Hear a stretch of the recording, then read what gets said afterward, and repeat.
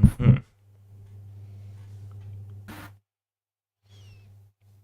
All It's right. just the nature of YouTube live streams to always have like an awkward start, don't they? Because you're never sure when it's actually working. And then you do like an intro. Hey Mhm. gamers, what's up? Yeah, I'm gonna do one. All right. Yeah, remember to smash that like button. Yeah, turn on the notification bell. Mm-hmm. Yeah, smash the like button, obliterate the subscribe button, decimate the bell, Mm-hmm. just be destructive to everything. Yep.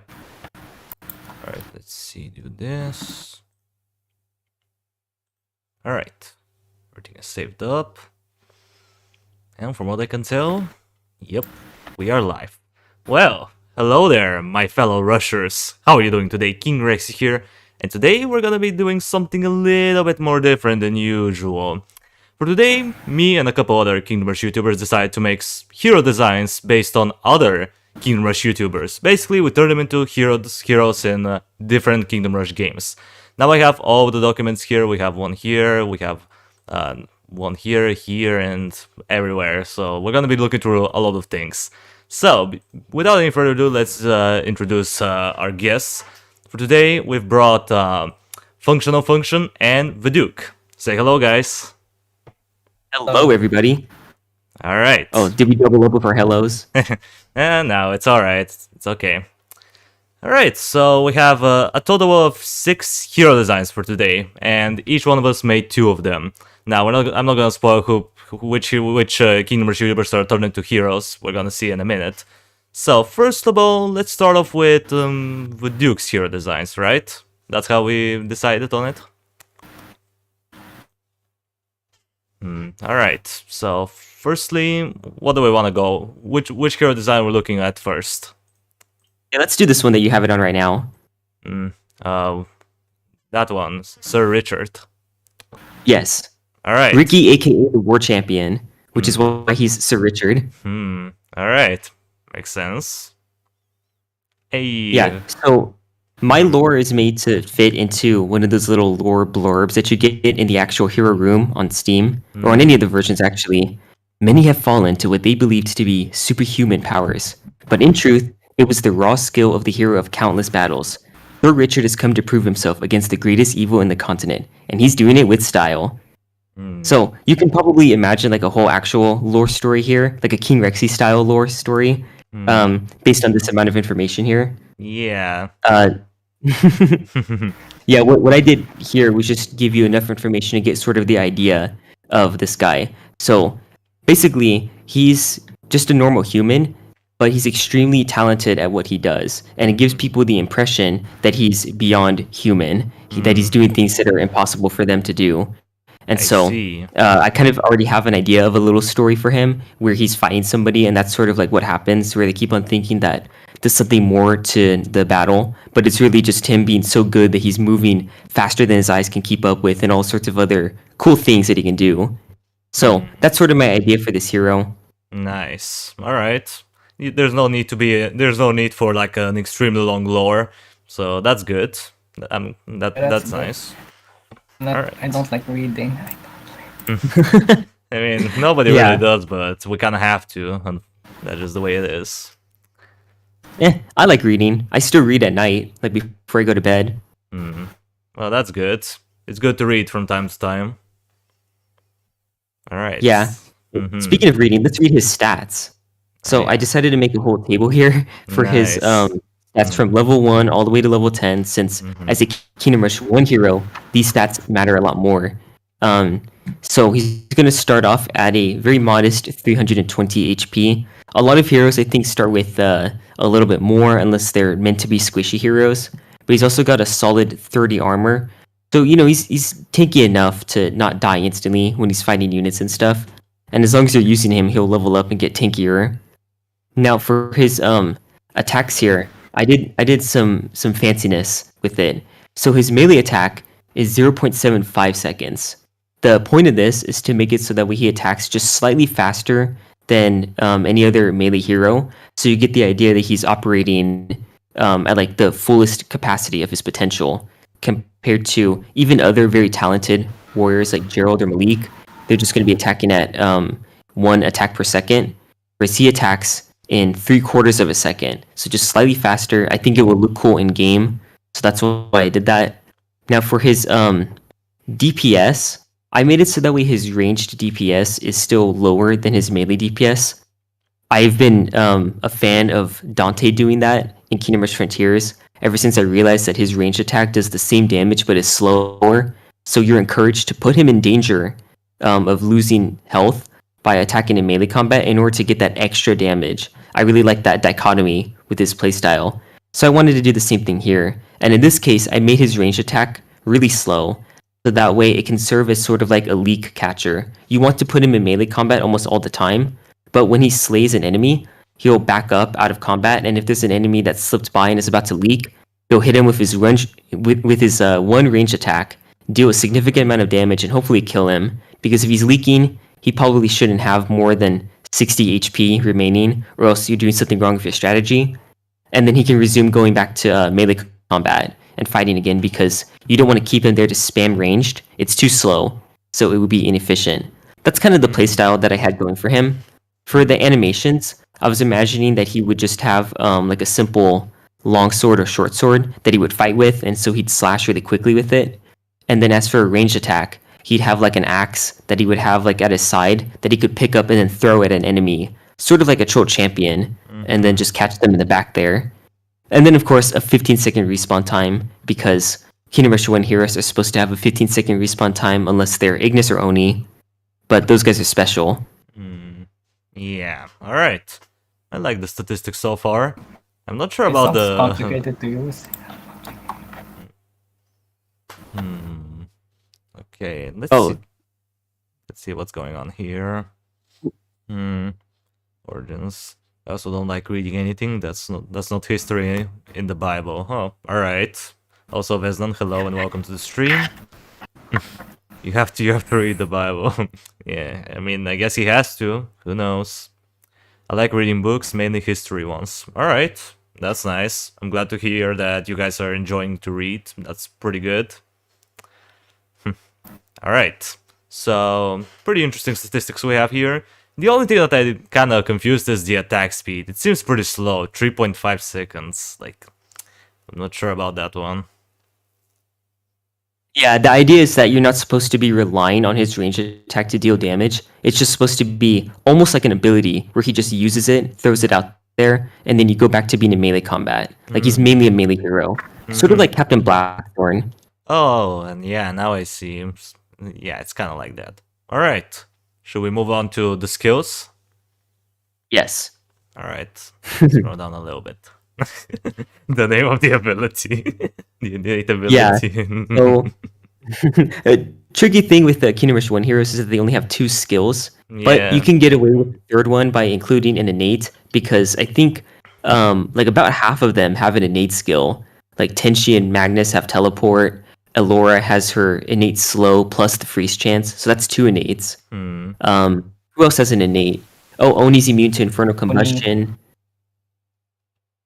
Yeah, stuff like that. So I think that the war champion of all people deserves to have an innate. So his is the Tutata. I was not sure how to spell this, but I actually asked war champion himself, and he said that this is how he spells it. So I'm going to go with the war champion canon.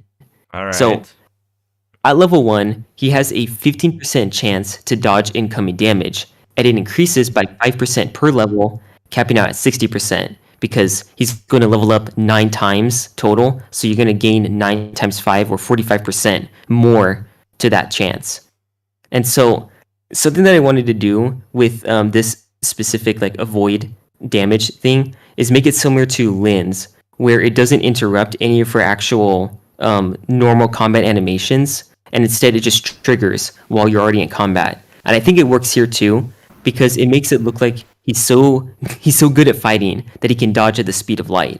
So as soon as an enemy like directs damage at him, he's going to almost flash away, disappearing, as if like he dodged the attack in an instant and keep on attacking or using his skills as if nothing even happened. So it's basically like a 60% invincibility chance, but only when he's at level 10. Possibly overpowered, but again, he has to get all the way to level 10 for that to be the case. And on top of that, you can normally make heroes and stuff to Tata on your own with just micro. And so really, you can make any hero invincible. This is just a way of making it so that way he has a chance of being invincible anyways, but you don't have to micro him. So this is a way of giving War Champion a little bit of a break. If he's using his own hero, he doesn't have to manually Tata. That was my idea with this skill. Oh, that sounds pretty cool. Yeah, I do like that. It's a pretty nice passive. It kind of reminds me of Eridan's dodge ability, where he has like 40% chance or so to dodge any incoming melee attacks. Yeah, it's I consider it to be similar to Lin's because it will work on any attacks. The idea is that he can even be standing without being in combat, and ranged enemies will direct attacks at him, and he can still trigger his Tutata while they're shooting at him, so he can take those attacks as well. All right, pretty good skill. I really like that innate ability. Okay, let's move on to ability number 1. Thanks. So this one, I feel like these abilities are obligatory names. Got to include the Yak. You just have to include the Yak. Of course, one of his most famous quotes. Yeah, so the Yak Attack, the Yakker Attacker even. So because he's still like a normal warrior, I need him to use other weapons to show off his skills with not just a sword or an axe, but also a warhammer. So in this case, he's going to pull out a warhammer and strike the ground with all of his strength, and it's going to give sort of like a simulation of using the rain of fire, because he's going to strike the ground so powerfully and quickly that the debris that's created on the ground is going to fly out at speeds that light them on fire. So you're going to send out those meteor projectiles all around him, and that's going to deal true damage to enemies. So even though he's a normal warrior, this is his way of being able to deal true damage to enemies. And what I wanted to do with this skill is make the damage dependent on his current HP, and that's for 2 reasons. One, I feel like a hero like this is made to encourage you to play very well. Like War Champion himself says, you need to play intellectually sound. And so you're encouraged to keep your hero at high HP, so that way you can deal more damage with the skill. And also, the second reason is that if you make the damage dependent on his HP, then you have sort of an excuse to make the skill a little bit stronger, because he won't always be at full HP. And so you can average it out that like a balanced DPS would be where he's at like somewhat lower HP, maybe 75 to 50% HP, but it's overpowered when he's at 100%. So this is your way of getting an excuse to make your hero even stronger by playing well and keeping him at full HP. It's also going to have synergy with his innate, because he's going to take less damage due to the fact that he's dodging attacks, and therefore his HP will probably stay high for quite a while, and therefore he'll get good mileage out of Yak Attack. So that was my thinking for this ability. All right, I like that. Hero idea stream, I'm in heaven. Well, McBlesk, welcome to the stream, and I'm glad that you're enjoying it. And that's the first hero design. There's quite a few more to come, so stay tuned. Yeah, we're only like 16% of the way done. All right, ability number 2. Let me just adjust a little bit. And there it is. Wisdom test. Oh, yeah. I remember that he used to do a lot of wisdom tests before. I'm not sure if he still does them, but I'm pretty sure he does. Yeah, he's still active doing that stuff.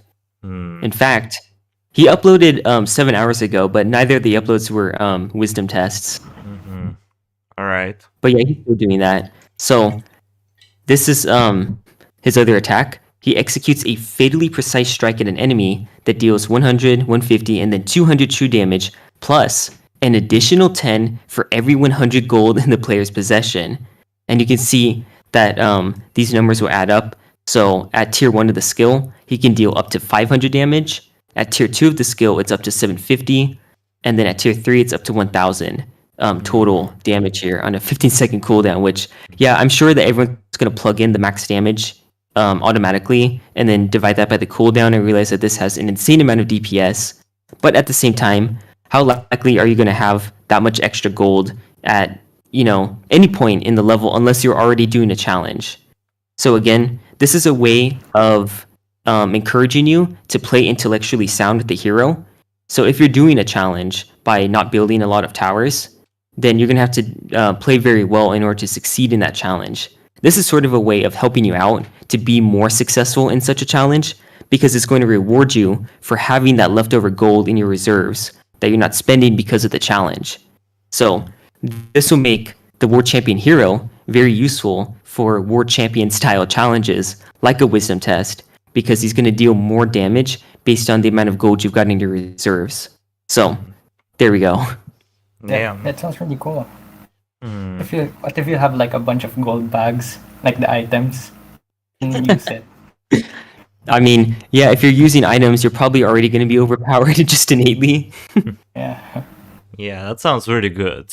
So it's kind of this ability kind of encourages you to save up money in order for your hero to be stronger, because the damage that you get for the gold amount is quite significant as far as I can see.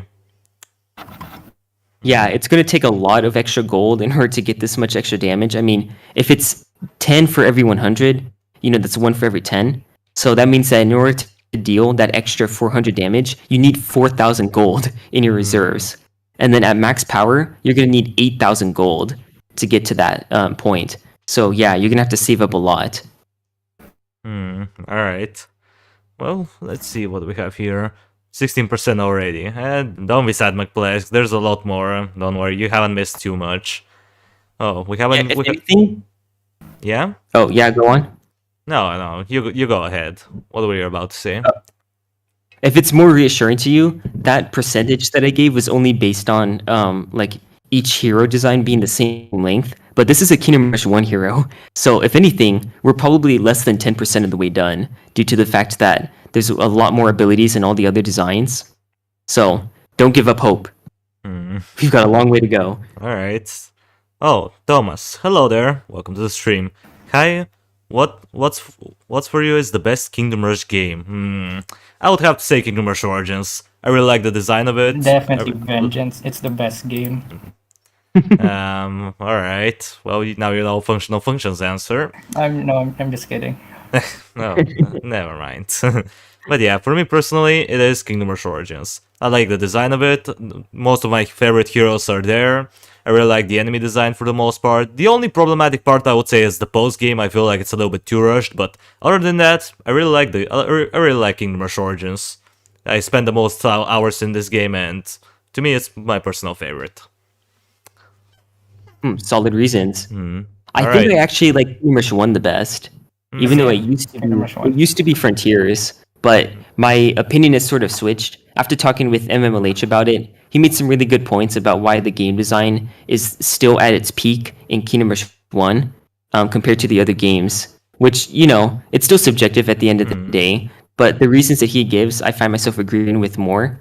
Although, I still will say that nothing can top how good the post-game is in Kingdom Rush Frontiers. Those are definitely the best stages Ironhide has ever made, at least in my opinion. Yeah, I would say most levels in the post game of Kingdom Rush Frontiers are good. The only one that I kind of dislike, I think, is Bonesburg. I feel like this level is a little bit. How do I put it? It has a bunch of recycled enemies. Yeah, exactly. But other than that, most of the post game levels are pretty well designed. Yeah, I like Bonesburg anyways because it's almost like a sandbox. It's just dwarf heaven, and so for me, it's really fun. Yeah, pretty much. It's really good. All right, and Yeah, it's the same reason why I find Otil fun. Even though it's still a really easy stage, it's just like a meat grinder for enemies, and that to me is fun. Yeah, it can be pretty fun. All right, so before we move on to the other hero design, we have some quotes coming here. Sadly, we don't have World Champion here. It would have been nice if he was I know. here. I could use like a voice actor for these. Oh yeah, fun fact. Did you know that they only have one voice actor for every male voice across the Kingdom Rush series? Excuse me, really? Every male? Yeah, it's all done by Sean Kristen. He literally does every single voice. Oh, damn, know didn't that. know that. Wow. Yeah, one of the Ironhide developers told that to me himself. Good to know. Yeah, it's pretty impressive, right? Yeah. Do you have a Discord server? Actually, I used to have a Discord server a while ago, but I ended up deleting it. So, unfortunately, I don't have one. But you can add me on Discord if you wanna chat with me or want to talk about Kingdom Rush. I like our games. The only game I don't like is Vengeance and Junk World. All right, it's your opinion. We're not judgmental people. Vengeance is not the best, but it's not bad at all. Junk World is okay. Trash. That's a typo for trash. Whatever. Okay, well, now that we have the quotes here, I guess we can move on to the other hero design. Yeah, I can't really do the voice, so I'm not going to read them out. Yeah. But I do want to mention that the death quote is supposed to be like War Champion's way of imitating the growl that some giant enemies do. Oh, yeah. Yeah, I've heard that. It's pretty funny. He imitates it quite well. Yeah. He like rolls his R's, right? He's like, Rrr. Yeah. Yeah. Okay. Moving on to the second hero design of Voduke, the Rio Morgan. Ooh, pretty good pick. Oh, we're doing both of mine together. Okay. That's fine with me. Yeah, it's fine. Yeah, go. All right. All right. So the Rio Morgan. So his lore is that he is a. Oh, hold on a second. Let me put this in italics. There we go. Consistency. A renowned inventor who has overcome countless challenges, but not without a price. Now a madman, he has installed his brain into a combat AI. The real Morgan exists within his greatest invention of all, his trusty mech suit. So I was very, very tempted to make a dual hero, like Morgan and Trevor, but I have a feeling that people are going to come up with their own ideas for other YouTuber hero designs, and they'll probably go down that route. And so I would rather do something a little bit different and unique. So I decided instead that the real Morgan, I would emphasize the real part where he's actually in a machine. So it's kind of based off of his profile picture that he uses on YouTube, where he's got that ginger scientist guy that's operating like a dwarven mech. Yeah, kind of like Hacksaw in a way. It's kind of similar to that idea where he's in a mech suit and stuff like that. But it just looks different and stuff. So his stats, I put his level 10 stats only because this is a Kingdom Rush Origins hero now, and therefore, really the level 10 is kind of what matters the most. You can probably make a headcanon of what his stats would be going up to level 10, but these are the ones that I care about the most. So he's going to have 500 HP, nice and modest. He's going to have 45 regen, so pretty much identical to Dante, because I really like that dynamic that he's got, where it's not fully 10%, but because he's not going to have 0 HP, it's kind of like he's healing in a full 10 seconds anyways. For his melee attack, 32 to 48 physical every 1.5 seconds. So his DPS, not too good, but not too bad either. And the variance, at least, isn't going to be very significant. This is a 2 to 3 ratio for his variance, which is far better than the 1 to 6 ratio that you'll get in Vengeance and beyond. Armor, he's got 50%, so he's definitely going to be quite tanky. This is exactly 1000 effective HP. His speed is going to be quite slow. It's 1.6 seconds. Oh, by the way, Kingdom Rush science video incoming about speed in the games, but that's for another date. And then respawn rate, 20 seconds. So kind of the norm for heroes after Kingdom Rush 1. Like in Frontiers and beyond, most of the heroes take like 20 to 25 seconds to come back to life. So these stats are kind of meant to be sort of average and not too eye-popping, because his skills are where all the special stuff is at. All right. Pretty good statistics. Seems pretty strong. All right. Let's see what we have. Damn. Okay. Damn, good to know that I have such a skilled man for my sexy voice. All right, Veznan. I see. All right. Exactly. Rex, you wish me good luck for my League of Legends game. Well, good luck. I hope you don't get tilted and that you crush your enemies, just like the Dark Lord you are. All right, let's see. Good luck. Hi there. Well, hello, Tree Man. How's it going? All right. Cool. Oh, there's a Tree Man in the community? That's cool. I know there's a Tree Girl. Are they connected? I don't know. I'm not sure about that. Lore. Potentially. Alright, let's move on to the abilities. Let's skip up Yeah, to his here. skills. Alright, So skills. the thing is, I know that Trevor and Morgan are both really into music, and so what I decided to do for the skills is make all of the names references to songs. I don't know if he knows any of these songs. He'll probably know at least the third one, but they're all supposed to be references, Ironhide style. So this first one here is Bullet the Blue Sky, which is a song by U2, an 80s band. And so this one is going to be worth a total of 6 hero points and have a 15-second cooldown. And he launches a volley of up to 6 missiles into the sky that will seek out targets and deal 60 explosive damage each. The unique thing about this skill, well, one of the unique things is that it will add another 2 missiles to the volley if Morgan is not in combat when the skill is used. So the thing that I've noticed with the real Morgan's gameplay is that, especially if he's giving commentary, he can't really focus on the gameplay, and therefore his hero will be like sitting there for kind of a while, not doing anything. And so a way of kind of allowing that playstyle to be beneficial to him is by making it so that way if the hero is not doing anything, then he's going to actually deal more damage with this ability. I kind of got the idea from the way the Big Bertha missile works. If you don't know, if the Big Bertha is not attacking, it will launch the Dragon Breath missile faster by a significant amount. And so you can actually increase the DPS by putting the Big Bertha out of range of enemies. Likewise here, if he's out of range of enemies to be in combat, and that only requires him to be in melee combat, then he's going to deal more damage with this ability. So that's kind of the idea with this one. Alright. Pretty good skill. I didn't know about the part about the Big Bertha's missile though. Like, I know that it has a lot of range, but I never know that it was actually shot faster when it wasn't attacking any enemies. Maybe I wasn't looking into it enough. Yeah, that's the unique fun fact I found out. Alright, good to know. Alright, now as for his next skill, Everlong, this one makes it so that way for every second that he is stationary, so kind of like Bastion, his suit will transfer its power that it would be using to move to an energy shield, and it's going to add a layer of HP up to a maximum of 300 at max power. And so when I mean a layer, I kind of mean like Azra's Shield of Shadows, where it doesn't inherit her armor or anything like that. It's just an extra layer of HP. So he can get up to 300 bonus HP. And the neat thing about this one is that it's supposed to regenerate mid-combat. So it's kind of like having HP regen. The only difference is that it's not based on, or it's not going to contribute to his...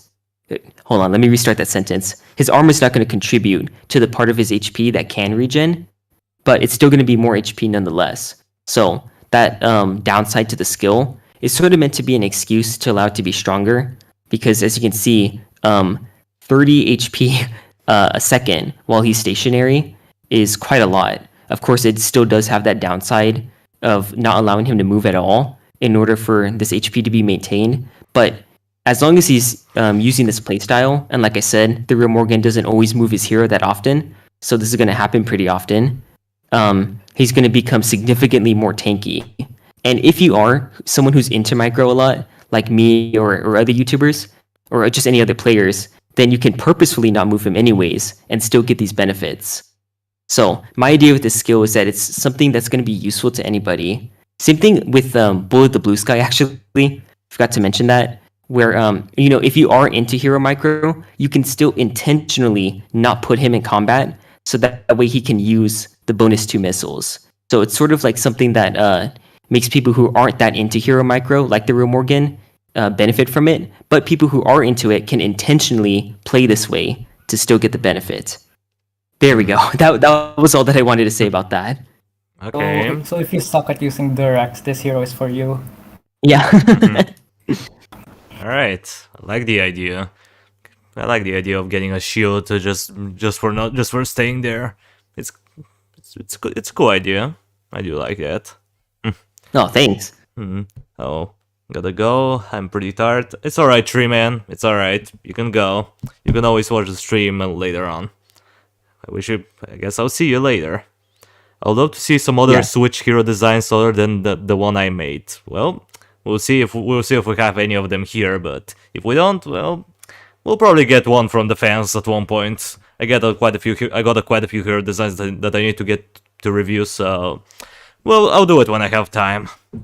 No worry, McPlesk. Okay.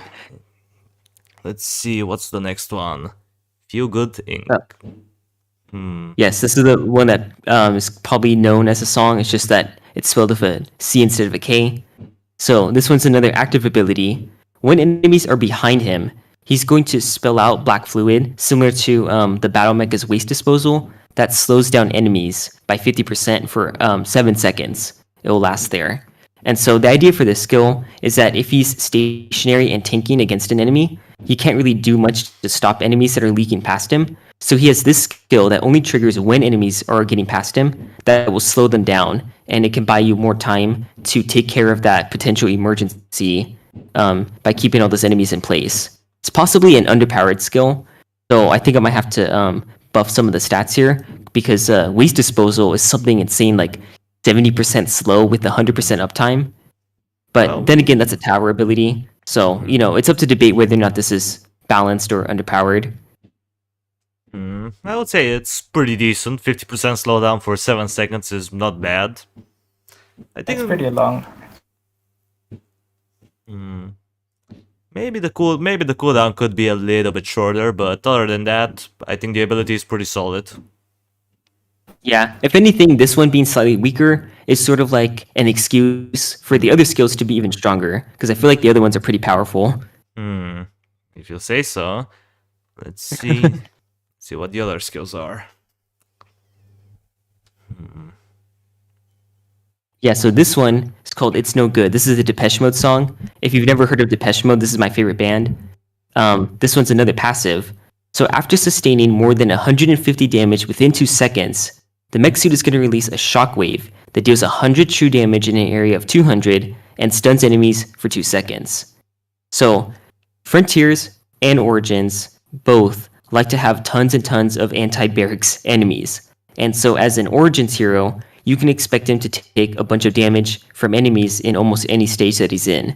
Like imagine Boom Shrooms, Dark Spitters, or even the Meteors that come out in Tainted Pit, and spiders with their poison. All sorts of things are going to deal a ton of damage to him. So this can be pretty easy to trigger often, and it's a passive, so you don't have to worry about there being a cooldown. So if he takes like 300 damage within 2 seconds, you're going to get a double shockwave. So like if he's fighting a boss, it's going to deal more damage. The idea for this is that, if you're not paying attention to your hero and he sustains a lot of damage, this shockwave here is sort of like a safety net and possibly like an eye-catching animation, since, a shockwave lightning is going to be white, so that stands out amongst all the darker colors on the screen. And so you'll notice your hero taking damage, and then you can potentially save him, whereas you otherwise would have forgotten about him and let him die. One little bonus thing about this skill is that this includes damage that he takes on his energy shield, as well as his actual HP. So both of those things, when they take damage, have the potential to trigger this ability. So what do you guys think? I would say the ability is pretty good. Yeah, it's pretty good. Solid. All right, fair enough. All right, let's see what the last one is. With the Rant. Yeah, good luck finding this song. So this one takes a lot of hero points, 12 total. So hopefully it will be worth it. So this one unleashes an orbital bombardment from a satellite above the planet's atmosphere. So basically it's going to rain down bombardment from the top of the screen, almost like a soul impact. And it's going to deal up to 400 true damage in an area of 300. Now here's the main appeal of the ability. It stores up to 4 blasts for every cooldown of the skill. So if the ability has already charged and you wait another 25 seconds, which would be the time it takes to recharge the ability, you're going to get a second blast. And you'll see like a number 2 on the hero spell icon to show that you have 2 of these. And so you can use one of them, or both of them, or none of them, and save up even more blasts, including like when you call the waves early. And that's kind of the idea here. This is based on the real Morgan's love of rushing, because that's not his tempo to go slow. And so because you're rushing and calling waves earlier, you're going to store up more hero spell uses, and therefore you can have more power stored up here. And also by having more blasts stored up, it's sort of like a safety net or an emergency button. So if you rush too much, you have a bunch of blasts that you can use in order to deal more damage to the enemies. And so this is your way of, you can either use this in a very micro-heavy way, like storing up a bunch of blasts so that you can deal high burst damage to an enemy and treat it almost like an insta-kill, or you can use them as soon as the spell is ready, so that way you can deal more damage more rapidly and hopefully never put yourself in an emergency where you need to pull out all your final, what's the word? Well, where you need to use up all of your resources, basically. So that was my idea for this hero spell. Well, that's a pretty good one. I like the fact that you have an option where you can with most hero spells you either use it or not. But here you can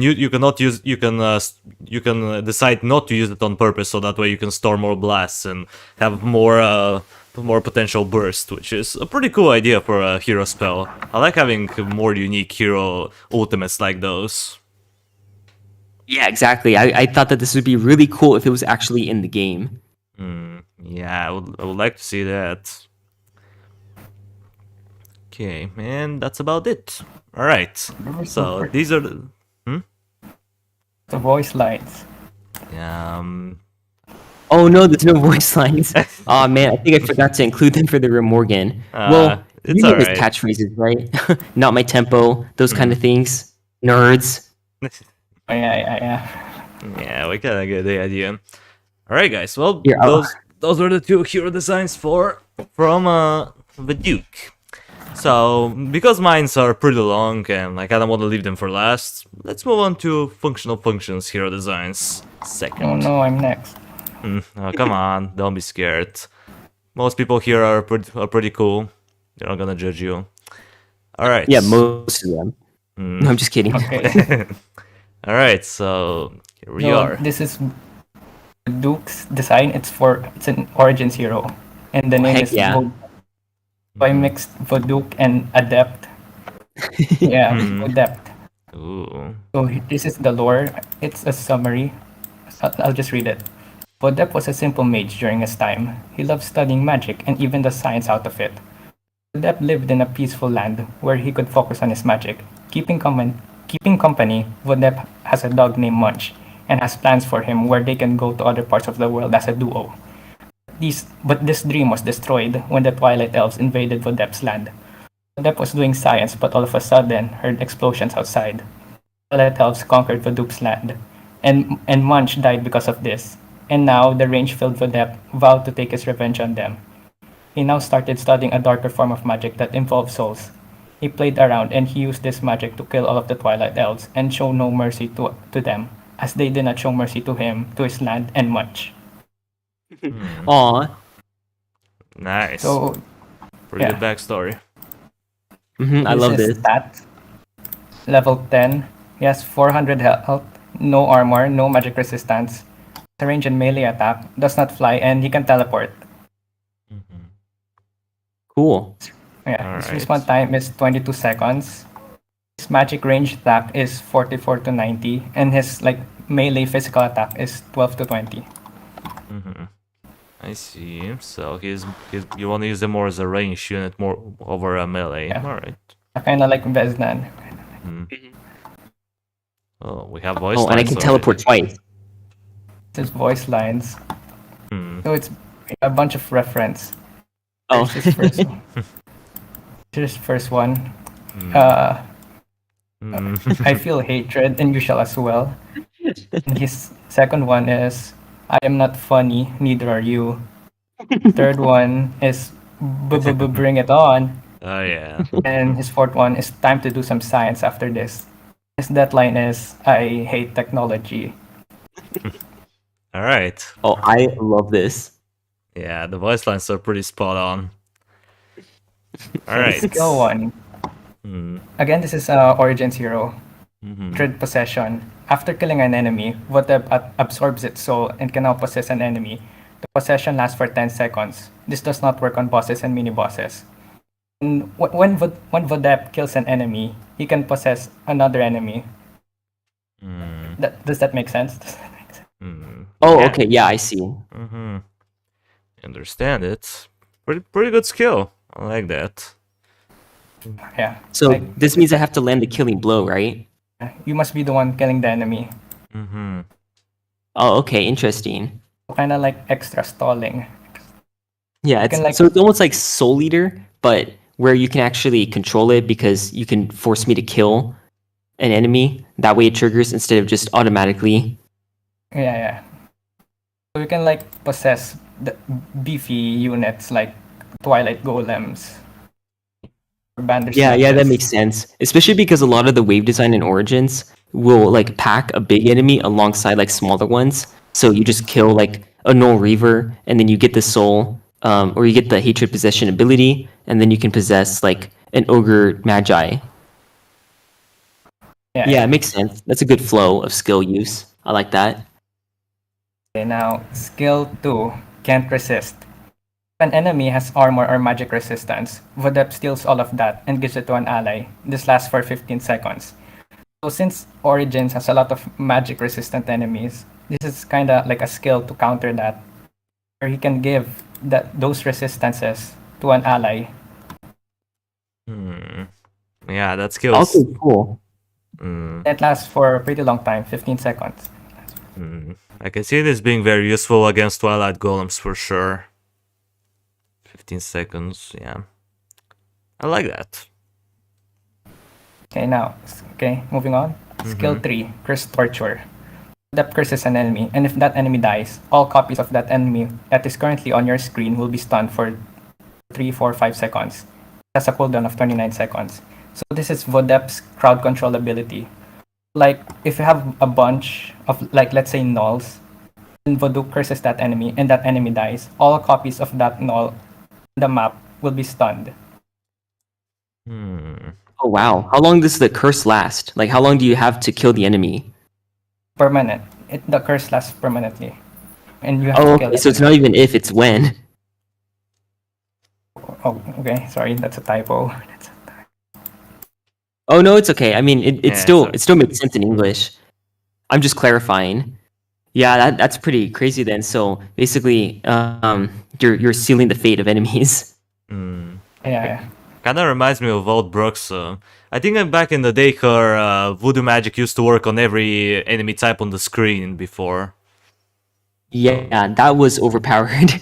It was basically stronger than Plague Carriers and Ice Peaks combined. Because you could probably deal like 10,000 damage if you did it to zombies. Oh yeah, that's what this ability reminds me of.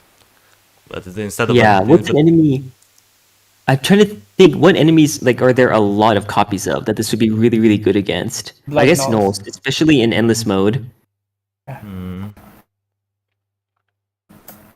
Yeah, pretty cool. I like that, and I like the idea of having something that has a global effect on the map. It makes the hero feel very, very powerful. Kind of like Saitam. Oh yeah, that too. Monkey. Okay, now next ability or skill, Area of Despair. Depth covers an area of despair for enemies that will be walking over it. It will have their speed hindered by 30, 40, 50%. It will also be inflicted with poison. This infected land will last for 8 seconds and has a cooldown of 22 seconds. So kind of like the Necromancer's Pestilence ability, where it like corrupts an area. It will slow that area down and give poison to those enemies. Oh, I like that. Did you pick the Necromancer as your comparison on purpose? Yeah, because you know how every poll you do where the Necromancer's in it, it always wins. Yeah. So now the Necromancer's infected me as well and has become one of my skills. Yeah, that's cool. I really like the fact that it's speed reduction combined with damage over time on an area. So basically, you're making it easier to deal the max damage with that skill because the enemies are stuck there for longer. Yeah. Okay, now moving on to the last ability or the ultimate, Big Black Boom. Vodep casts his most powerful spell. This spell causes an explosion in an area that will insta-kill all enemies caught within the area. But since Voduke can't handle this power, he gets killed in the process along with allies caught within the explosion as well. This also stuns nearby towers in the explosion for 2 seconds. When Vodep dies from this ability, his respawn time is reduced by 15 seconds. So instead of 22 seconds, it's 7 seconds. So when I was making this ability, I was kind of basing this off with Merglin, where his ultimate can like kill everything in an area, but like a nerfed version of it, because it's overpowered. And this is Yeah, kind of like a way to balance it. Yeah, by making it a double-edged sword. That's really cool. I really like this. Yeah, the design of this ability is quite good. It's like super strong, but it has a price. Your hero literally dies as well as allies and towers, and your towers can get stunned. So that's pretty cool. I like that. Really good ability. So, quick question: is this an ability that triggers like where Vodept is standing, or do Yeah. you aim it on the path? Kind of like Merglin, where you have to like tap the ability, then cast it wherever you want. Oh, okay. So in that case, let's say that he's dead already, and then he used the ability. Will it affect his respawn time anyways? Actually, I haven't thought of that. Yeah, this is me being a scientist. I'm thinking of all the edge cases. It's okay. It doesn't really matter. It's still an awesome skill. All right. I wish I could join you if there was a next part of this, if there ever will be. Well, I don't know. Maybe we'll do another one of those in the future. So I'll let you know if you want to join us. I'll let you know. Okay. Now that we're done with Okay. this, now we have the second hero design of FunctionalFunction. Rex. So it's like Heck Rex, but it's a tree instead of Alright. the letter E. It's the number 3. Okay. Okay, this is the lore. Okay, I'll just read it. In the depths of the Saurian caves, there was an ongoing battle between Sizzy and Rexy. They are fighting for the title of the King of the Onurians. Unfortunately, Rexy lost to Sizzy, making Sizzy the King of Saurians. Well, for now. Rexy was banished from the caves as he lost, forcing him to move into the jungle. While in the jungle, Rexy stumbled upon an abandoned alien spaceship. Out of curiosity, Rexy walked closer to the ship and found technology that is out of this world. Technology that is so advanced that it isn't not even comparable to what the other Saurians have now. Rexy studied this technology and made a suit of armor for himself to use against Sizzy and redeem the title that would soon be his. He also called this suit Rex. Rexy, with his new toy, went back to the caves and challenged Sizzy to a rematch for the title. Sizzy, being overconfident and even mocking Rexy with his new armor, gladly agreed. Sizzy made the first move by punching Rexy, but thanks to his armor, it barely made a scratch. Then Rexy powered up his next move by punching Sizzy so hard that he can't even stand up anymore. Sizzy lost, making Rexy the new king of Saurians. Rexy knew that this was not possible without the help of his new suit of armor named Rex. He wanted more power, as the king of the Saurians was not enough for him. He wanted the Tear of Eleni. He wanted the Tear of Eleni to be infused with his armor, but he has yet to get his hands on it. Alright. I like that. I like that lore. Pretty cool. Yeah, okay. Okay, let's move on to the stats. It's at level 10. This is a Frontier Hero. He has 600 health, high armor, no magic resistance, no ranged attack, does not fly, does not teleport. Respawn time of 22 seconds, 52 to 92 damage, attacks every 3 seconds. Average speed. Yes, he has like the same speed of Ulrich. Alright. Pretty good. It's kind of like going for a tanky fighter, like a guy who can tank a lot of damage and deal a lot of damage at the same time. Yeah, that's 23.67 average DPS and true damage too, so that's very good. It's just held back by the fact that it's a 3-second cooldown. So once again, another excuse to be OP. Yeah. Alright. Pretty good statistics. Okay. So this is the voice lines. His first one is, "This mech body gives me unlimited power." Then, "The new Sarian King has arrived. I am reborn." And then the fourth one is just a roar. The deadline, "The king will return." Alright. Pretty good voice lines. Let's move on to the interesting parts. Skill 1, Rex Smash. Rex smashes the ground so hard that enemies surrounding Rex will be stunned. This has a cooldown of 20 seconds. Must have at least 2 enemies to activate. Alright, so this is your control ability. Nice.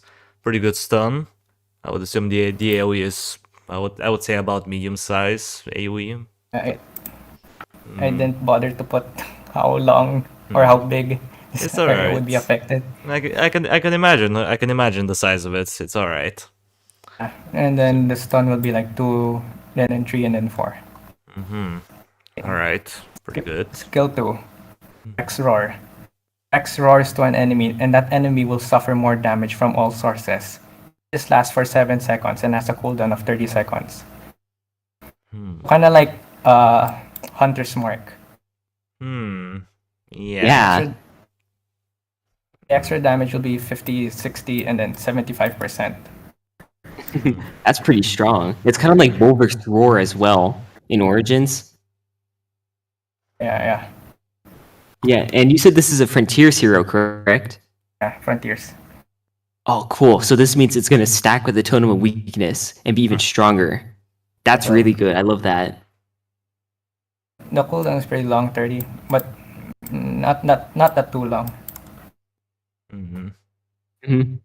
Yeah, I like it. I'm glad this skill exists in the game because I believe if I'm doing the math correctly, you're going to get about double damage if you stack this with Totem of Weakness on an enemy, and so that means that the Shrine of Regnos can deal like 2k to 4k damage to enemies. So you can almost one-shot a blood shell with luck. Like stacking this, so pretty cool micro combo there. Especially like if he uses Smash, stuns the enemies, and then uses his Roar to debuff them, then it's just like a free-for-all for your towers and stuff to destroy the enemies. Really good synergy there.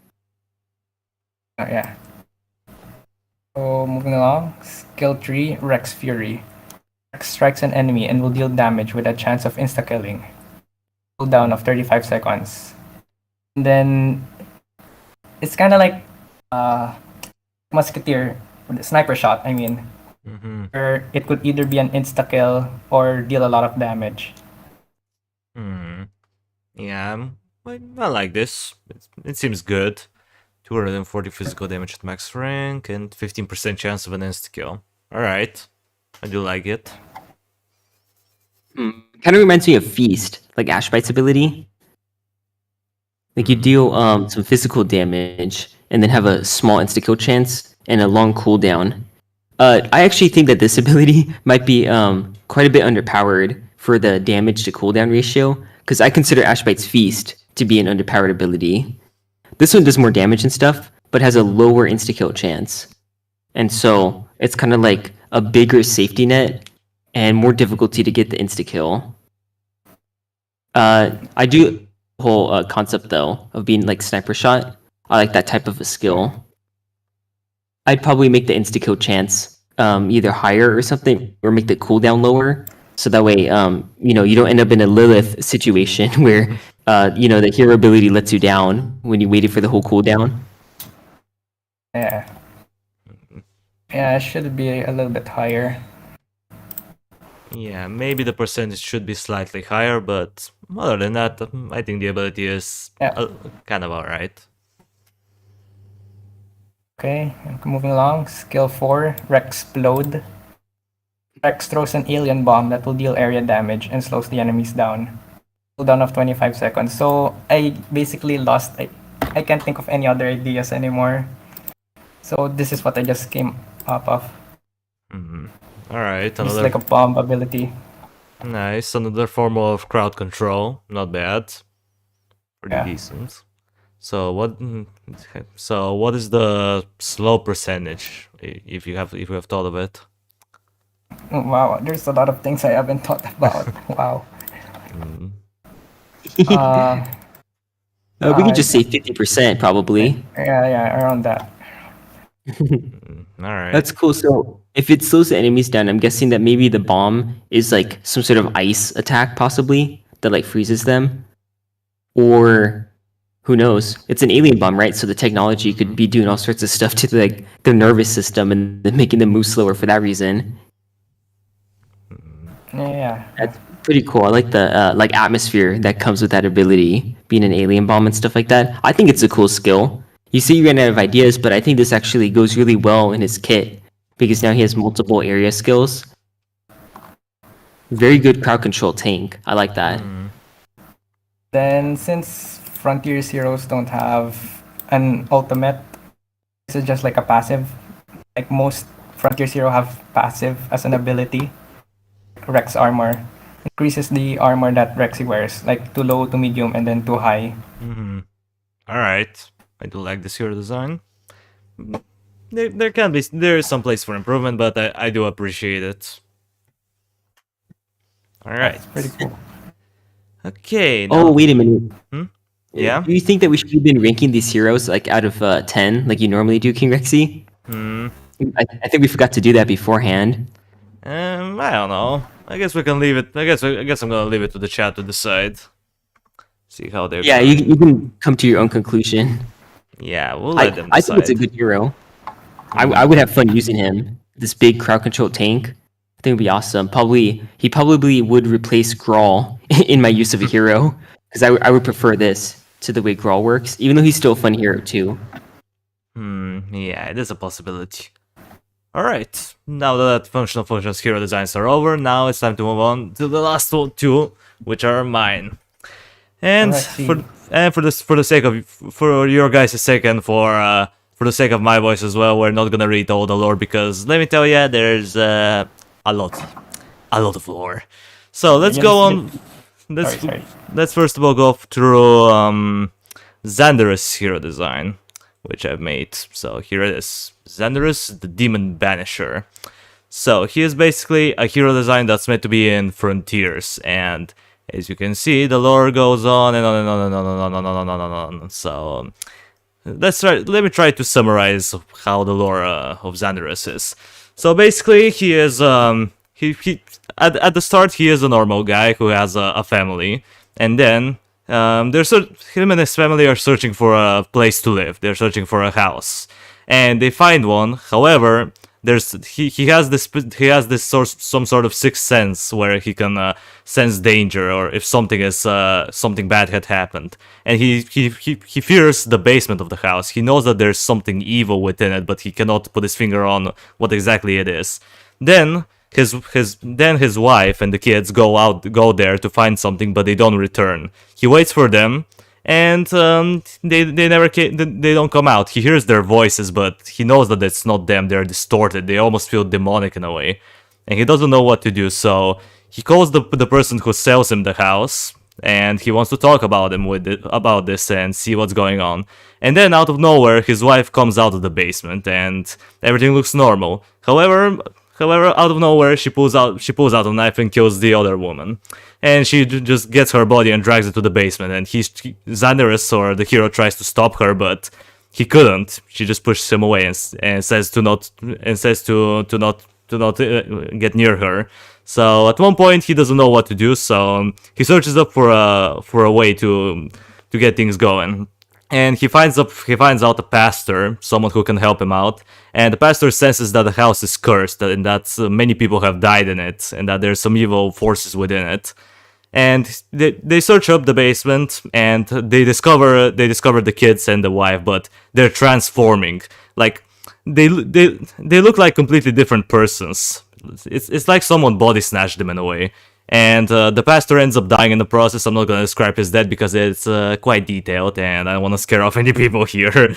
So, yeah, let's just say that it involves a lot of hornets and a lot of blood. So, I'm going to leave it at that. So, after this whole thing happened, Xanderus is getting very desperate. So, he searches up for the previous owners of the house, and after searching for a while, he discovers that the previous person who lived in the house was able to somehow subdue the demon which within the house for a while, but he doesn't know how.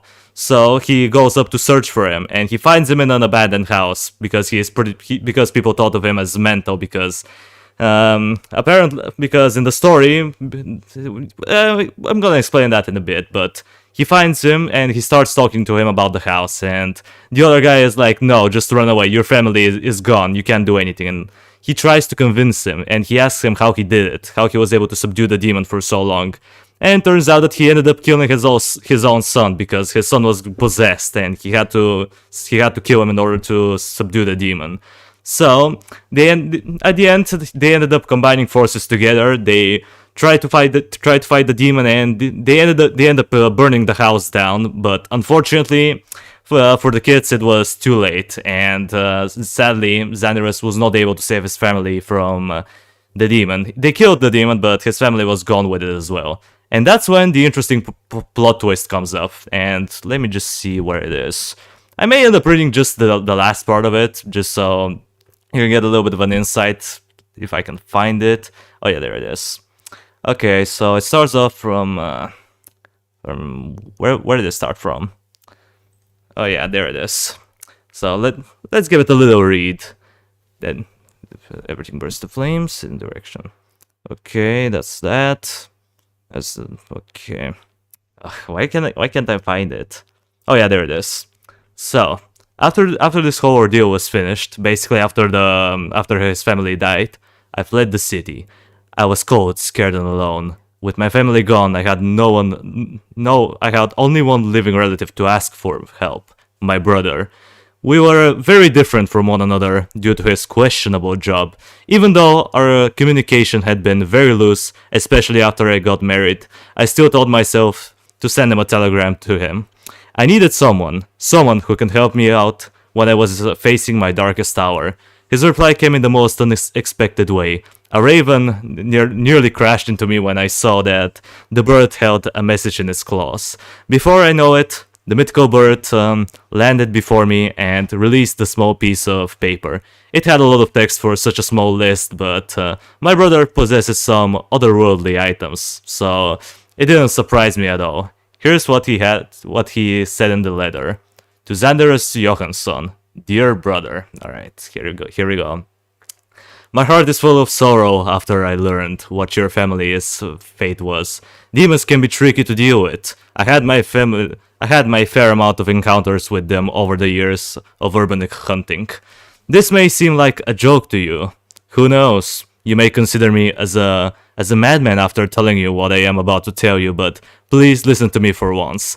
I know that I have abandoned you ages ago. I can admit my mistakes. For you, I am probably nothing more than a distant memory at this point in time. However, I'm about to offer you what I am about to offer to you comes from the bottom of my cursed heart. I can teach you how to become a hunter like me. That is the least that I can do. You have lost it all, and I would assume that you want to take revenge upon those forces of evil. I never had a close connection to anyone, let alone a family of my own. I dedicated my life to keeping the world clean from evil. The price that I had to pay was the form of loneliness. Do you know how it feels like to be truly alone? To wander the earth endlessly and to keep it protected when night falls? It's horrible. But this is the fate that I chose. You always had the potential to be a great hunter like me. However, due to fate's twisted roads, we walked on our own separate paths. I strongly believe that you can become powerful enough to avenge the death of your loved ones. If you agree to my offering, then just follow Skellyback. This is the name of my raven. She will lead you to me. Do not bring anyone else with you. I want to keep my location a secret. So, what is your choice, brother? Do you want to avenge your family and become a hunter that you were always meant to be? Or would you try to find another way to live? Trust me, the latter isn't going to be an easy task. But who am I to judge? The choice is yours. Now, I'm not sure what happened here. For some reason, the name had to be Xanderus, but I changed it to Dimitri for some reason. Sorry for that. I hope everything is alright. So, let's continue. And if you don't come to me, then I want to tell you that I always cared about you. I love you. Bless me, for I have sinned. I think you all know where this is going. P.S. If I had a chance, I would have paid you a visit and see what my younger brother had accomplished with his life, but destiny didn't allow me to do so. I hope that you can forgive me. Farewell. Yours truly, Dante Johansson. So basically, I decided to make him a relative of Dante because I never really thought of Dante as someone who we really know a lot about. We never know what his backstory is. We don't know if he had a family or a relative, and I decided to expand upon this idea and make Xanderus a relative to Dante because I know that he likes posting a bunch of Chad memes, and Dante is pretty much a Giga Chad, so I decided to make him a relative to him. So, what do you think? Yeah, very fitting. I like that. Alright, that's good to know. Pretty cool. Okay. And that lore, man, it's so long. I'm not reading that. Yeah, I know most people are not gonna bother, so that's why I kind of skipped over it and tried to summarize it. So for this time I decided to pull up a reference image, because why not? And here are the statistics of Xanderus. So, 550 health with 20% armor at max level. He will regenerate 55 health per second, so pretty standard regeneration, 10%. The damage type is physical, between 50 to 78, and the attack speed is 1.5 seconds. Movement speed 4.2, which is a little bit above average, and the respawn rate is only 18 seconds. So now here are some additional notes. The damage stats are for his ranged attack, so don't get it confused. His range is 320, which is the same as an archer tower at level 2. So because he is in Frontiers, you can kind of assume that you can kind of get an idea as to how much attack range he has with it. His melee damage is the same, but the attack speed is reduced to 1.2 seconds. So he has faster attack rate than melee, but his range is also pretty decent. So you kind of have to pick one or the other. He still has a little bit of armor to keep him healthy when he's fighting, and he has a decent regeneration. So it's not like the end of the world if he has to face off in melee. You can still get him in there and make him get some auto attacks here and there. Okay. Yeah, I love that dynamic. Oh, yeah. Well, that's good. I like that. Oh, Night Hardcore, hello there. Welcome to the stream. Good to see you. Alright, now let's move on to the abilities. Now, I could have went a little bit better with the abilities here, I know, but I'm not really sure what I did here. I kind of had to get a little bit more creative, but let's see what I have here. So, his first ability is Cleansing Shot, which is gonna have a cooldown of 15 seconds. And here's the description. When the ability is charged up, Xanderus will fire out a bullet drenched in holy water. Upon impact with the target, its armor and magic resistance gets shattered, and his magical abilities get removed for 7, 9, and then 12 seconds. The bullet also deals damage equal to his DPS, or anywhere between 50 to 78, but it doesn't work on bosses or mini-bosses. And it's gonna cost 2, and then additional 2 hero points. So that's the first skill. Pretty cool. I like. It's similar to Tom's ability, Monkey Paw, but this one is ranged and deals damage, so it's actually a little bit stronger. All right. Yeah, it's slightly stronger. Okay, moving on to ability number 2, Maria's Blessing. Cooldown of 15 seconds. Description. When Xanderus is near 3 or more units, which should be easy because in Frontiers there's a lot of grouped enemies, he will perform an ancient prayer, giving himself and nearby allies an increased regeneration by 20, 35, and then 50% for 5 seconds. The AoE size is 200, same as Mortimus's Grim Presence ability, and it doesn't affect skeletons and dead riders. And the hero point cost is gonna be 1, 2, and an additional 1 hero point. Yeah, healing ability. Great. I was just reading the notes real quick. Yeah, that's cool. So let me get this straight. So the increased regeneration, that means that their health regen when they're idle, right? Or So like you have to retreat when there's a bunch of enemies in order to get the benefits of the regen. Is that what this implies? I mean, yeah. When he uses this ability, you have to be close to your allies, but you can still move him when he performs the prayer. It's just gonna take like a short animation of like 1 second or so. You know, there's gonna be a little bit of delay between him using the ability and moving again. So there's gonna be a slight delay, but for the rest, for like 4 to 3 seconds or so, you can still move him around and try to help out others. But because his movement speed is not super fast, or he doesn't have any teleport, you want to keep him near your units, especially if you're dealing with a big horde of enemies. So that way, you can have more. You can increase your survivability by a decent amount. Right. What I was wondering is, do they regen their health even if they're in the middle of combat, or do they need to be idle in order to gain that benefit? Yeah, it's gonna work even if they are fighting. It's gonna be like the tier 5 upgrade for the barracks, where they regenerate health in combat. Oh yeah, like Does it apply to courage as well then? I haven't thought about the synergy with courage, but I'm not sure about that. I haven't really thought of it. Yeah, I mean, a 50% increase to like 2 HP is only going to give you 1 more. So even if it doesn't apply, it's not a big deal. But I think it's cool. So basically, they're able to regenerate HP in combat for a while, and it's more than what they would if they were idle. So this is a really good ability. It allows you to like take on a big group of enemies with your own big group of units, which I think just looks really, really awesome in game. So that's a really cool ability design. Good job on this one. Oh, well, thanks.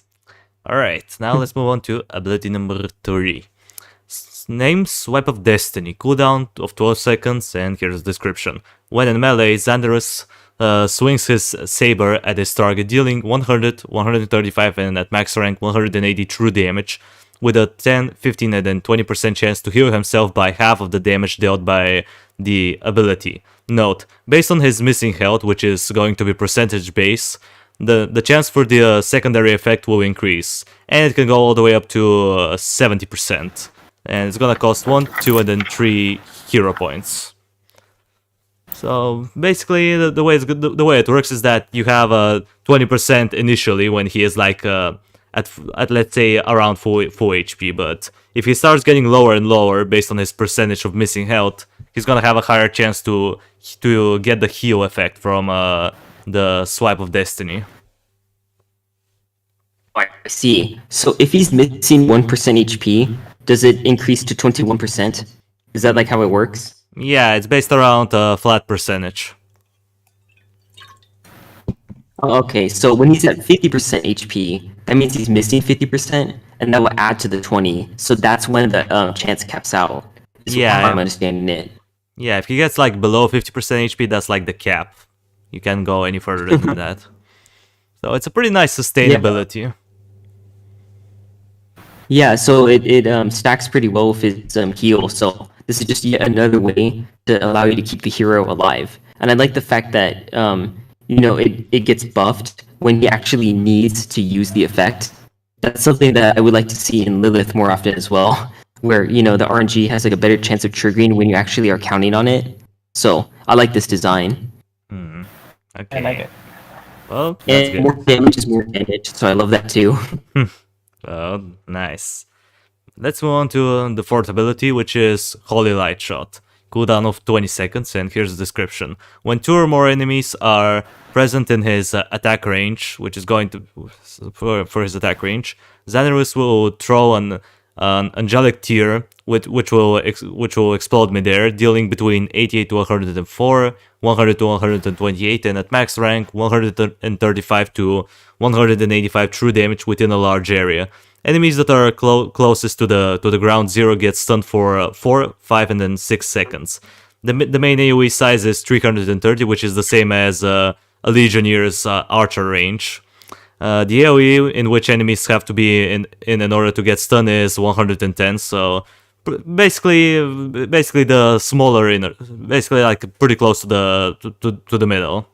And it can be used on bosses and mini bosses, but it cannot stun them. So you can still do damage to bosses, but the stun effect will not apply because it will be a little bit too strong if you can stun a boss for like 6 seconds. And the hero points cost is 2, and an additional 3 hero points. Well, nice. That's a pretty epic skill. I would say so. It's alright. Nice AoE damage. And now for the last one, which is a passive ability, Divine Bullets. So here's what it does. Every bullet that Xanderus shoots gets blessed, making them, I should have said, making the bullet able to ignore 10, 20, and then 30% of armor and magic resistance. Note, it doesn't work on Zizzy, because Zizzy is the only boss in the game who has actual armor. So it's kind of like a small portion of true damage that he deals with his basic attacks.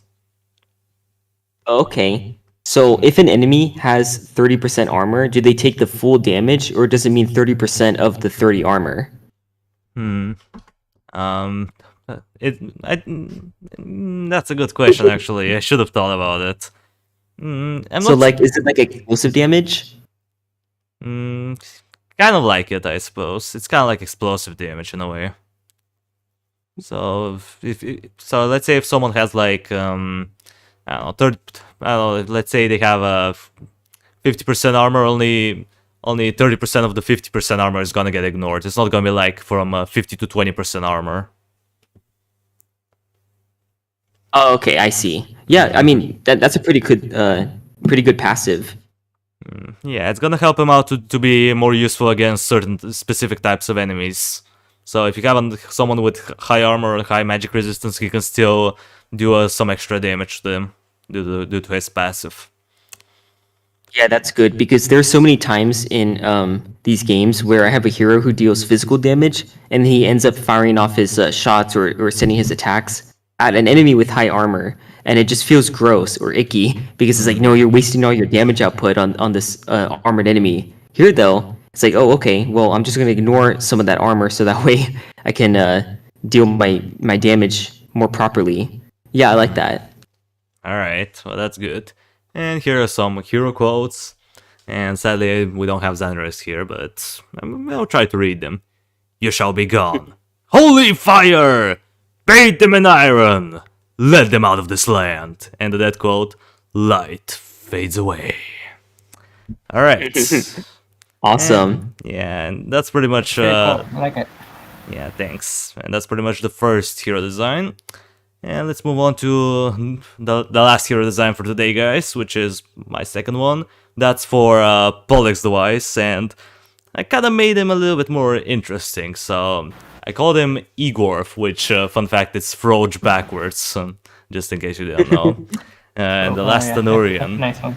Yeah. And he is actually, if that's something that I was thinking about saying in a separate video, but I was like, you know what, screw it, I'm gonna do it here.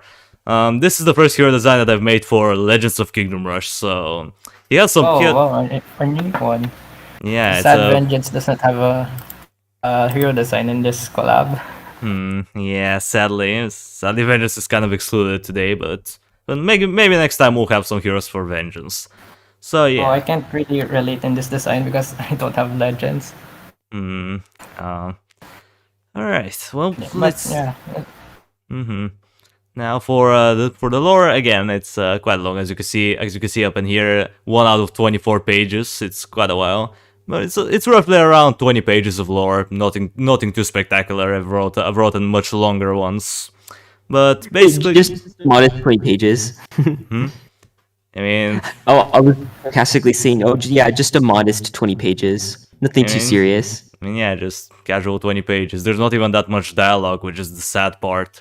There's some dialogue in the beginning between him and Azura, where she asks him how he was able to escape, and you know, she's kind of suggesting that he went through something traumatic, because the main portion of his story is how he was able to escape after Vezdan conquered their island, and he was able to run away far into unknown lands. And I want to include well, I don't remember what exactly it was called. Where was it? It was remember the big dragon that sits on a mountain in Kingdom Rush Origins on the minimap? Oh yeah. That one. Yeah, that's where he kind of ends up being, in this desert, and he gets found out by some people, and they capture him. because he is exhausted from all of this running away, and he was running low on resources. And he goes to this prison, but the thing is that the prison seems really odd. He tries to survive in the prison, and after a while he discovers that there is a carrot, and but he doesn't have the keys for it, so he needs to find them. And he discovers some keys here and there, but the thing is that it's a pretty deep story, and I kind of have to read it, but because we don't really have too much time here, I'm not going to. But let's say it's kind of like a creepypasta in a way. Like the prison actually has some deeper there's some underground levels beneath the prison where these people were doing some experiments, and there's a bunch of spiritual stuff, so it's a little bit messy here and there. And yeah, basically he was able to survive in this prison for a few months and escape somehow, but he doesn't want to specify how he was able to escape, because I kind of wanted to let this to the imagination of the reader, for them to imagine how he was able to escape this place, how he was able to get out. But yeah, I'm just gonna get to the shorter in-game description that I wrote, because I wanted to give you a short summary of who he is. Igor is the last living Anurian soldier who survived the unspeakable horrors in a prison located deep into the deserts of the Dragon Throne. Now, Igor is looking out for the people who created this prison and to bring them to justice. Along the way, he joined the Legends in the battle against the Overseer, in exchange of helping him out to locate his target. With spear in hand and a shield in the other, and some frog and fury, Igor is ready to fight. And yeah, so I'm probably not gonna be very accurate with the stats, because I don't play Legends of Kingdom Rush, but I'll try to. But I tried, so let's see. Now at rank 1, he's gonna have 6 HP, 5 armor. The damage type will be physical. It's gonna be 2 to 4 or 3 average. Movement speed of 2 hexes.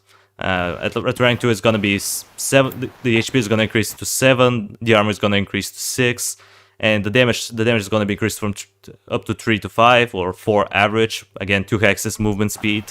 And at rank 3 it's a little bit more different. The HP jumps up to 9 health, and the armor increases to 8. The damage becomes from 5 to 7, and he can move 3 hexes now, so he has slightly better mobility than the other ranks. So. Okay then. Is it all right, or? Okay, so I'll explain a little bit how the Legends stats work. So when it comes to damage, they actually have a single number that represents their attack stat. Like in your case, it would just be the average of these numbers. Mm-hmm. So at level 1 it would be 3, and then 4, and then 6. And that attack stat is then used in the formulas for all of their skills. So I'm guessing his base attack, it would take the attack stat and have attack stat -1 as the minimum, and then attack stat +1 as the maximum damage, so that you could get the 2 to 4 at level 1, and then so on and so forth for the other tiers. That's usually how that works, but like representing it this way, I can still tell what it's supposed to be, so it's not like a problem in any way. As for the other stats, these are potentially overpowered, but it depends on how strong his skills are.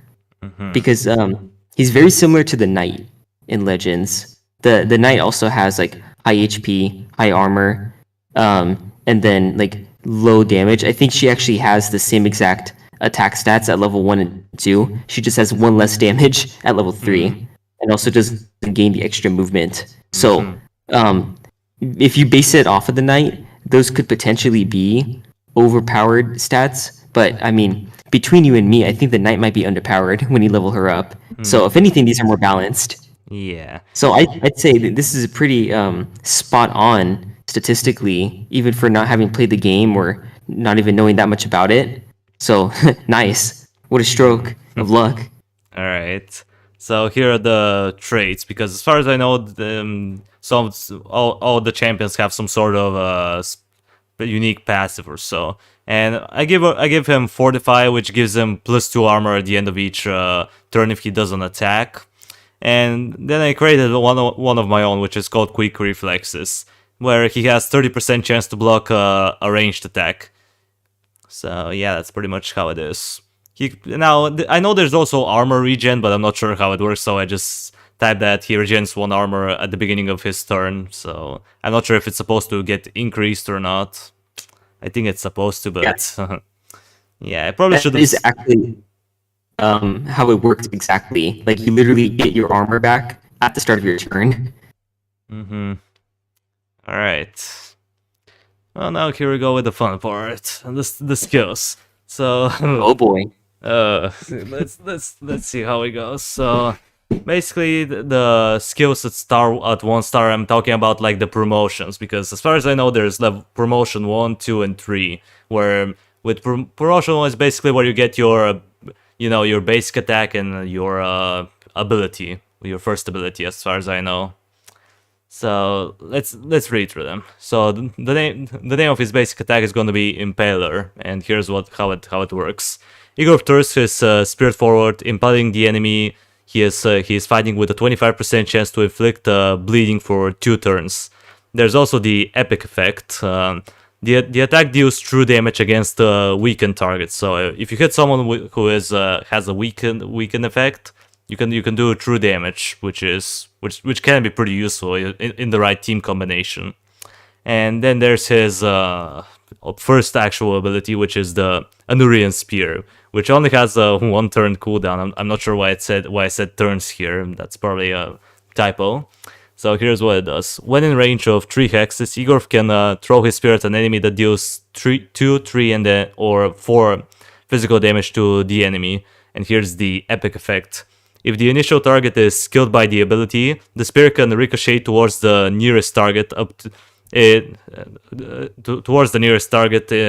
up to 1 hex distance. So if between the nearest enemy there's only like 1 hex difference, then the spear can ricochet. If there's more, then the spear just disappears. So yeah. Oh, all right. That's a really cool epic effect. I like that. It encourages you to land a killing blow with him. Yeah, that's pretty much the starting skills. Now here we go with the other skills, which you unlock the skills at level 2 or promotion 2, whatever it's called. So the name is Hit and Run, which gonna have a 2 turns cooldown, which is the first one that you can get. And here's what it does. Igor jumps towards his target in range of 2 hexes, kicking it and dealing 5 or 6 physical damage, while applying knockback, pushing the enemy 1 hex backwards. The epic effect is that the knockback distance is doubled if the target is weakened, so you can push them 1 or 2 hexes away instead of 1. So that could be useful, but you have to kind of position yourself properly in order to knock them in the right direction, because if you knock them too far away from your allies, then it's not going to make too much of a difference to use it. So you have to position this hero in a way that the knockback is going to be efficient if you're not going to kill the target, because still it deals physical damage, so most enemies are probably going to be able to resist it. Now here's the other one, which is Tongue Whip. It's gonna have 3 turns cooldown, and here's what it does. Igor extends his tongue, whipping an enemy in range of 3 hexes for 5 or 7 true damage. I know it sounds crazy, but we'll see. And here's the epic effect. Applies poison if the enemy has no armor remaining. So you kind of want to use it on targets who have no armor, and here's what it is. The poison deals 1 true damage for 2 turns, but the thing is that he cannot move after using the skill, so he becomes immobile, and you have to be careful.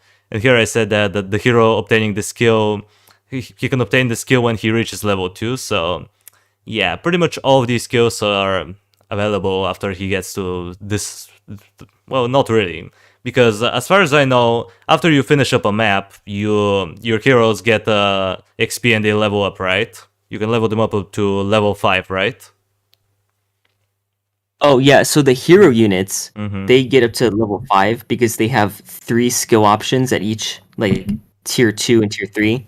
Whereas a companion, which I believe this would be, or no, this is a hero, right? Yeah, it's a legend, basically.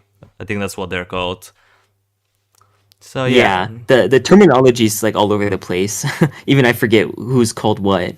But yeah, this that is how it works then. He'll when he yeah, gets to his second since, level of yeah, global XP. yeah. Then once he reaches to level 2, then you can pick this skill over the first one, pretty much.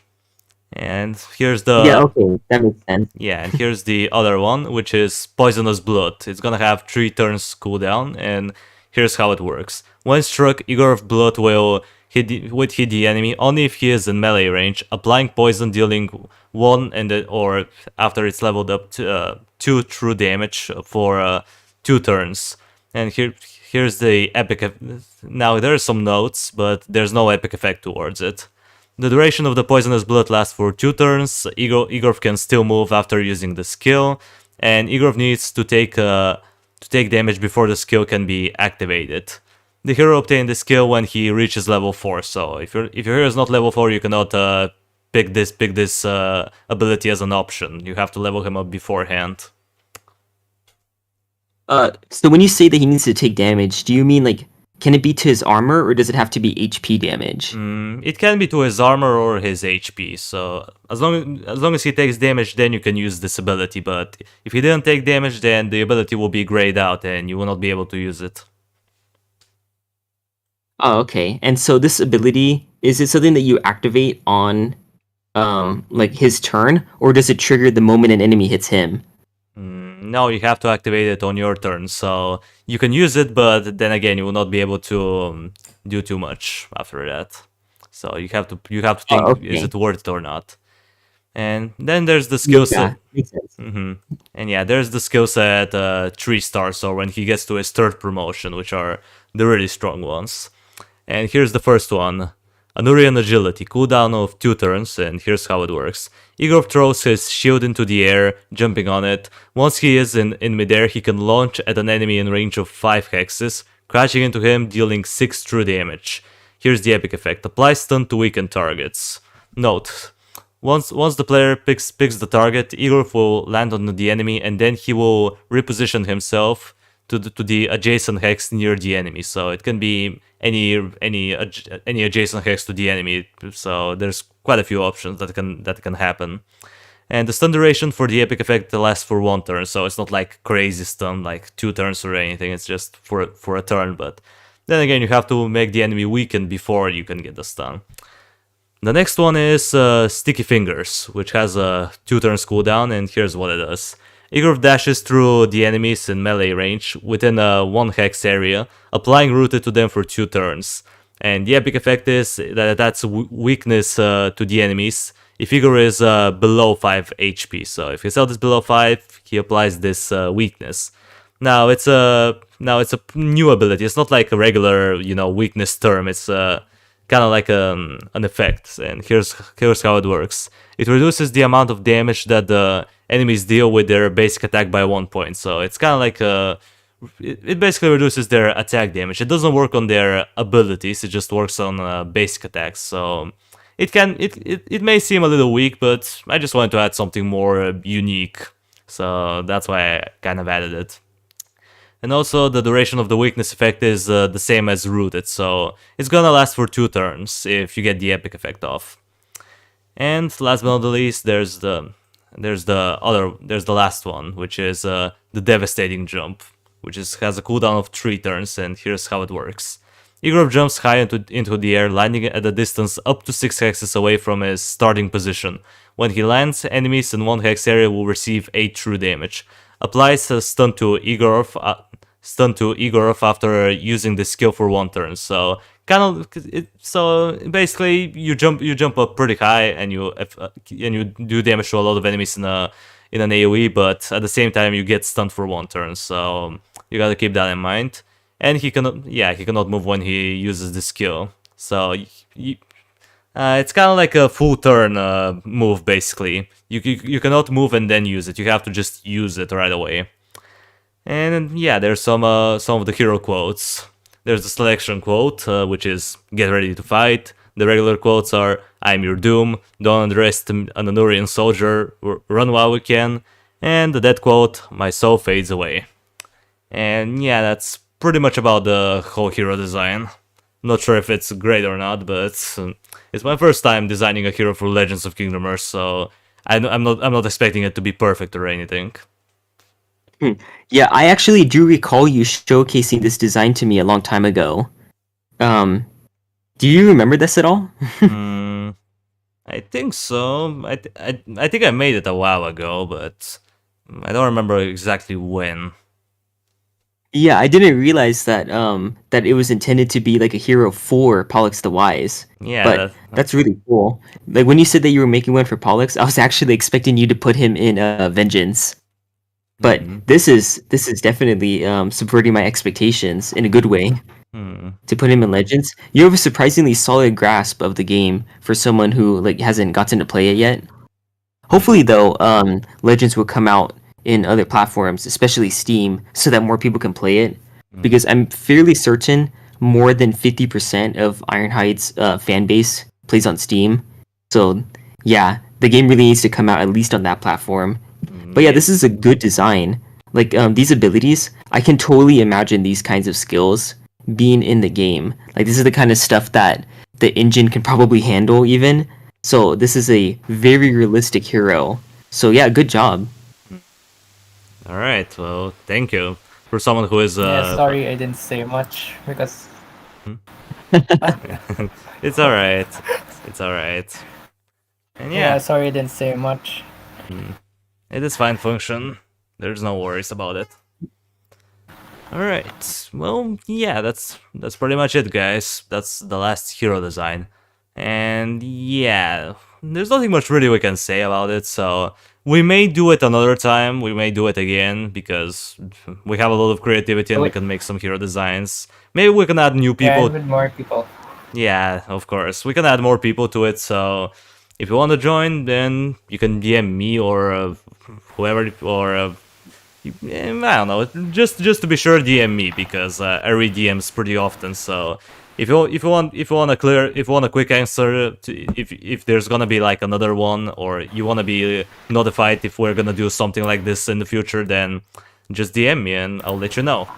And yeah, if you want to join, that would be wonderful. If you have some creativity and you want your hero designs to be shown live, then you know what to do. And yeah, guys, well, with that out of the way, that's gonna do it for the video, or for the live stream in this case. Thank you everybody so much for watching. I appreciate those who sticked around to the end. Subscribe if you want to see more of this content in the future. And while you're at it, drop a like on the stream, it means a lot to me. And I'll see you in the next one. Until it comes, that was King Rexy, over and out. And we're going, guys. Well, that was fun. I hope you all have a wonderful day, and enjoy the rest of your day or